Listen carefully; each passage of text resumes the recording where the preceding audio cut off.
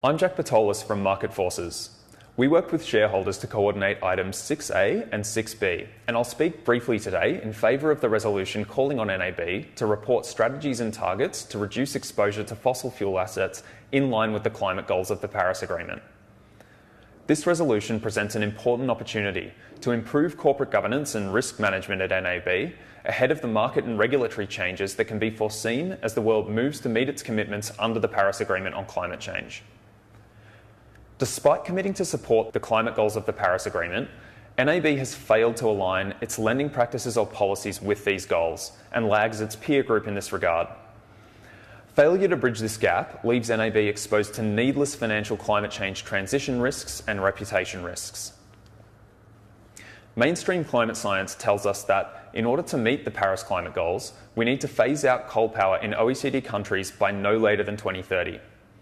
This deadline is supported by leading investors and financial institutions around the world.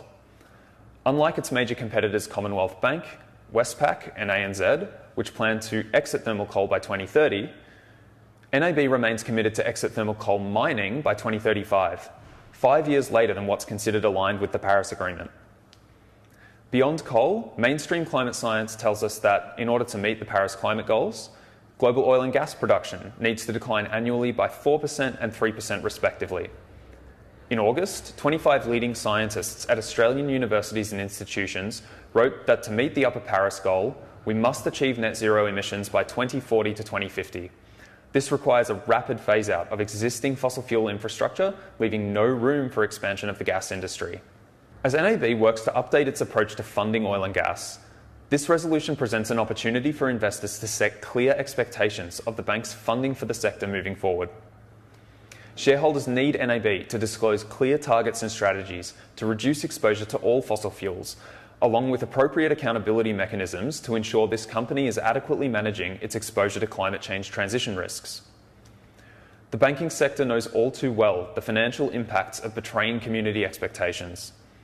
With last year's unprecedented drought and bushfire conditions in mind, I ask shareholders to carefully consider how NAB's funding for fossil fuels will impact its reputation in the face of community demands for strong climate action. Investor support for this resolution is necessary to encourage NAB to review its lending practices and policies with respect to coal, oil and gas, and update them to align with mainstream scientific projections of the energy transition required to meet the goals of the Paris Climate Agreement and avoid the worst impacts of climate change.